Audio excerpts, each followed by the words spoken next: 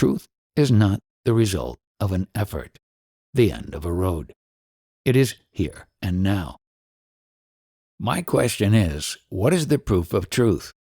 Followers of every religion, metaphysical or political, philosophical or ethical, are convinced that theirs is the only truth, that all else is false, and they take their own unshakable convictions for the proof of truth.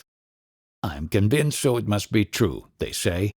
It seems to me that no philosophy or religion, no doctrine or ideology, however complete, free from inner contradictions and emotionally appealing, can be the proof of its own truth.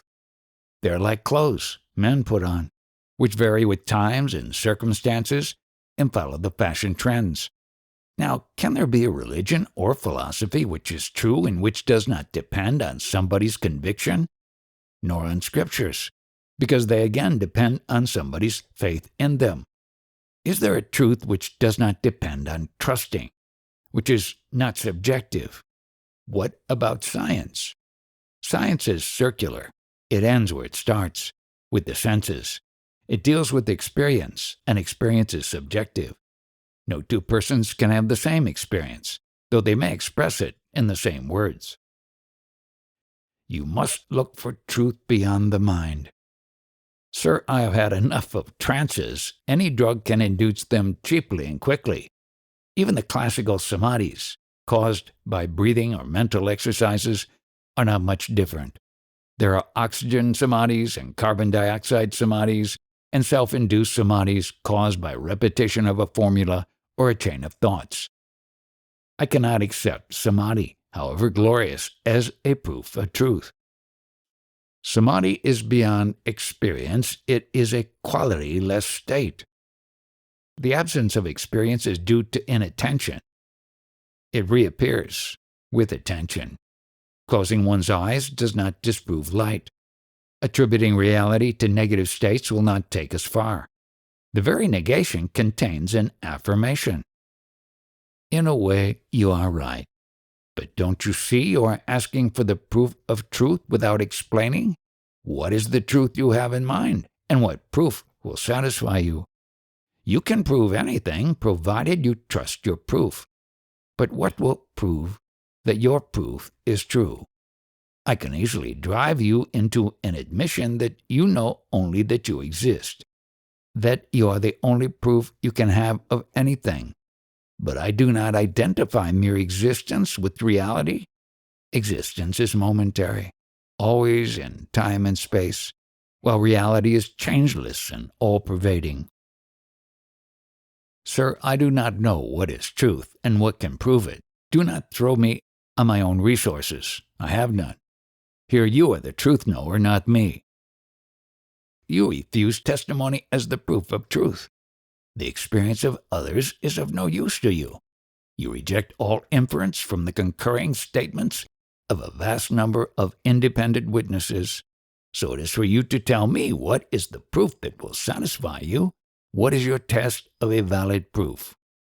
Honestly, I do not know what makes a proof. Not even your own experience? Neither my experience nor even existence. They depend on my being conscious. And your being conscious depends on what? I do not know. Formerly I would have said, on my body.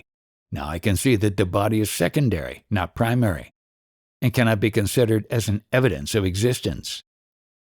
I am glad you have abandoned the I am the body idea, the main source of error and suffering. I have abandoned it intellectually, but the sense of being the particular a person is still with me. I can say I am, but what I am I cannot say. I know I exist, but I do not know what exists. Whichever way I put it, I face the unknown. Your very being is the real. Surely we are not talking of the same thing. I am not some abstract being. I'm a person, limited and aware of its limitations. I am a fact, but a most unsubstantial fact I am. There is nothing I can build on my momentary existence as a person. Your words are wiser than you are. As a person, your existence is momentary. But are you a person only? Are you a person at all? How am I to answer? My sense of being provides only that I am, as it does not prove anything which is independent of me. I am relative, both creature and creator of the relative. The absolute proof of the absolute truth, what is it? Where is it? Can the mere feeling I am be the proof of reality? Of course not. I am and the world are related and conditional. They are due to the tendency of the mind to project names and shapes. Names and shapes and ideas and convictions, but not truth. But for you, I would have accepted the relativity of everything, including truth, and learned to live by assumptions. But then I meet you and hear you talking of the absolute as within my reach, and also as supremely desirable. Words like peace, bliss, eternity, immortality catch my attention, as offering freedom from pain and fear. My inborn instincts, pleasure-seeking, and curiosity are roused, and I begin to explore the realm you have opened. All seems most attractive, and naturally I ask, is it attainable? Is it real? You are like a child that says, "Prove that the sugar is sweet, then only I shall have it." The proof of the sweetness is in the mouth, not in the sugar. To know it is sweet, you must taste it. There is no other way. Of course, you begin by asking, is it sugar? Is it sweet? And you accept my assurance until you taste it. Then only all doubts dissolve, and your knowledge becomes first-hand and unshakable. I do not ask you to believe me. Just trust me enough to begin with. Every step proves or disproves itself. You seem to want the proof of your truth to precede truth, and what will be the proof of the proof? You see you are falling into a regress. To cut it, you must put a stop to asking for proofs, and accept for a moment only something as true. It does not really matter what it is. It may be God, or me, or your own self. In each case, you accept something or somebody unknown as true. Now, if you act on the truth you have accepted, even for a moment, very soon you will be brought to the next step. It is like climbing a tree in the dark. You can get hold of the next branch only when you are perched to the previous one. In science, it is called the experimental approach. To prove a theory, you carry out an experiment according to the operational instructions left by those who have made the experiment before you. In spiritual search, the chain of experiments one has to make is called yoga. There are so many yogas which to choose. Of course, every jnani will suggest the path of his own attainment as the one he knows most intimately. But most of them are very liberal and adapt their advice to the needs of the inquirer. All the paths take you to the purification of the mind. The impure mind is opaque to truth. The pure mind is transparent. Truth can be seen through it easily and clearly. I'm sorry, but I seem unable to convey my difficulty. I am asking about the proof of truth, and am being given the methods of attaining it. Assuming I follow the methods and attain some most wonderful and desirable state, how do I come to know that my state is true? Every religion begins with faith and promises some ecstasy. Is the ecstasy of the real, or the product of faith? For if it is an induced state, I shall have nothing to do with it. Take Christianity that says Jesus is your Savior. Believe and be saved from sin. When I ask a sinning Christian how it is that he has not been saved from sin in spite of his faith in Christ, he answers, "My faith is not perfect." Again, we are in the vicious circle. Without perfect faith, no salvation. Without salvation, no perfect faith, hence no salvation. Conditions are imposed which are unfulfillable, and then we are blamed for not fulfilling them. You do not realize that your present waking state is one of ignorance. Your question about the proof of truth is born from ignorance of reality. You are contacting your sensory and mental states in consciousness at the point of I am, while reality is not mediated, not contacted, not experienced. You are taking duality so much for granted that you do not even notice it, Well, to me, variety and diversity do not create separation. You imagine reality to stand apart from names and forms. While to me, names and forms are the ever-changing expressions of reality and not apart from it. You ask for the proof of truth, while to me, all existence is the proof. You separate existence from being and being from reality, while to me, it is all one. However much you are convinced of the truth of your waking state, you do not claim it to be permanent and changeless, as I do when I talk of mine. Yet I see no difference between us, except that you are imagining things while I do not. First you disqualify me from asking about the truth, and then you accuse me of imagination. What is imagination to you is reality to me. Until you investigate. I am not accusing you of anything. I am only asking you to question wisely. Instead of searching for the proof of truth, which you do not know, go through the proofs you have of what you believe to know. You will find you know nothing for sure. You trust on hearsay. To know the truth, you must pass through your own experience. I am mortally afraid of samadhis and other trances, whatever their cause. A drink, a smoke, a fever, a drug, breathing, singing, shaking, dancing, whirling, praying, sex or fasting, mantras, or some vertiginous abstraction can dislodge me from my waking state and give me some experience, extraordinary because unfamiliar. But when the cause ceases, the effect dissolves, and only a memory remains, haunting but fading. Let us give up all means of their results, for the results are bound by the means. Let us put the question anew. Can truth be found? Where is the dwelling place of truth, where you could go in search of it? And how will you know that you have found it? What touchstone do you bring with you to test it? You are back at your initial question. What is the proof of truth? There must be something wrong with the question itself, for you tend to repeat it again and again. Why do you ask, what are the proofs of truth? Is it not because you do not know truth firsthand and you are afraid that you may be deceived? You imagine that truth is a thing which carries the name truth, and that it is advantageous to have it, provided it is genuine. Hence you fear being cheated. You are shopping for truth, but you do not trust the merchants. You are afraid of forgeries and imitations. I'm not afraid of being cheated. I'm afraid of cheating myself.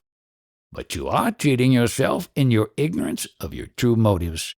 You are asking for truth, but in fact, you merely seek comfort, which you want to last forever.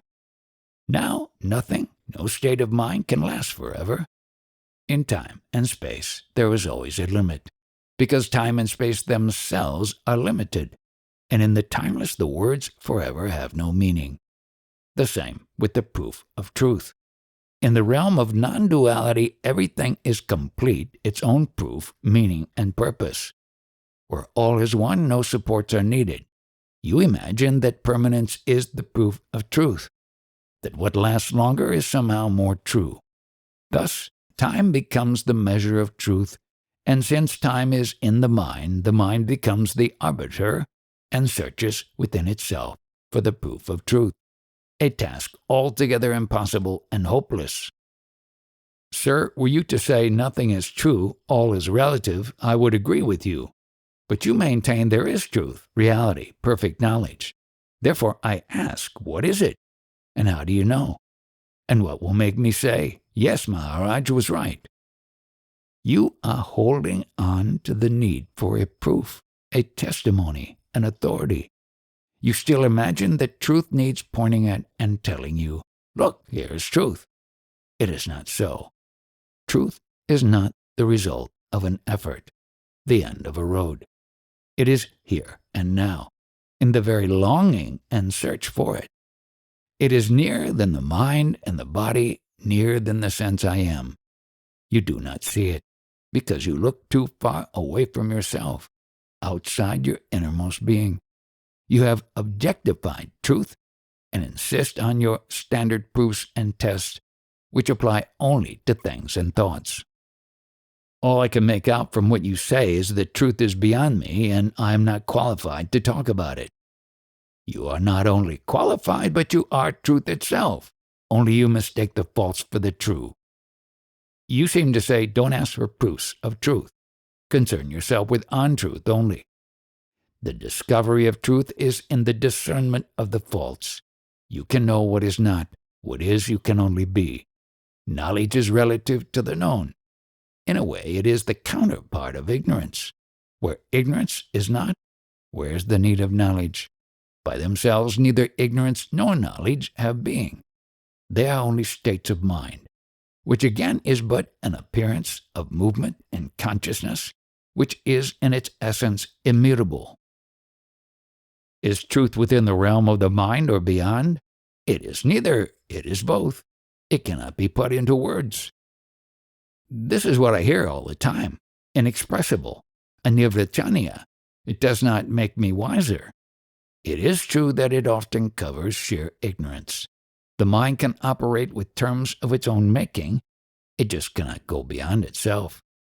That which is neither sensory nor mental, and yet without which neither sensory nor the mental can exist, cannot be contained in them. Do you understand that the mind has its limits? To go beyond, you must consent to silence. Can we say that action is the proof of truth? It may not be verbalized, but it may be demonstrated. Neither action nor inaction. It is beyond both. Can a man ever say, yes, this is true? Or is he limited to the denial of the false? In other words, is truth pure negation? Or does a moment come when it becomes assertion? Truth cannot be described, but it can be experienced. Experience is subjective. It cannot be shared. Your experiences leave me where I am. Truth can be expressed, but it is not mere experience. I know it, and I can convey it, but only if you are open to it. To be open means to want nothing else. I am full of desires and fears. Does it mean that I'm not eligible for truth? Truth is not a reward for good behavior, nor a prize for passing some test. It cannot be brought about. It is the primary, the unborn, the ancient source of all that is. You are eligible because you are. You need not merit truth. It is your own. Just stop running away by running after. Stand still. Be quiet. Sir, if you want the body to be still and the mind quiet, tell me how it is done. In self-awareness, I see the body and the mind moved by causes beyond my control. Heredity and environment dominate me absolutely. The mighty I am, the creator of the universe, can be wiped out by a drug temporarily or a drop of poison permanently. Again, you take yourself to be the body. Even if I dismiss this body of bones, flesh and blood as not me, still I remain with the subtle body made up of thoughts and feelings, memories and imagination. If I dismiss these also as not me, I still remain with consciousness, which also is a kind of body. You are quite right, but you need not stop there. Go beyond. Neither consciousness nor the I am at the center of it are you. Your true being is entirely unself-conscious, completely free from all self-identification with whatever it may be, gross, subtle, or transcendental. I can imagine myself to be beyond, but what proof have I? To be, I must be somebody. It is the other way round. To be, you must be nobody. To think yourself to be something or somebody is death and hell. I have read that in ancient Egypt, people were admitted to some mysteries where under the influence of drugs or incantations, they would be expelled from their bodies and could actually experience standing outside and looking at their own prostrate forms. This was intended to convince them of the reality of the after-death existence and create in them a deep concern with their ultimate destiny, so profitable to the state and temple. The self-identification with the person owning the body remained. The body is made of food, as the mind is made of thoughts. See them as they are. Non-identification, when natural and spontaneous, is liberation. You need not know what you are, enough to know what you are not. What you are, you will never know. For every discovery reveals new dimensions to conquer. The unknown has no limits. Does it imply ignorance forever? It means that ignorance never was. Truth is in the discovery, not in the discovered. And to discovery there is no beginning and no end. Question the limits, go beyond. Set yourself tasks apparently impossible. That is the way.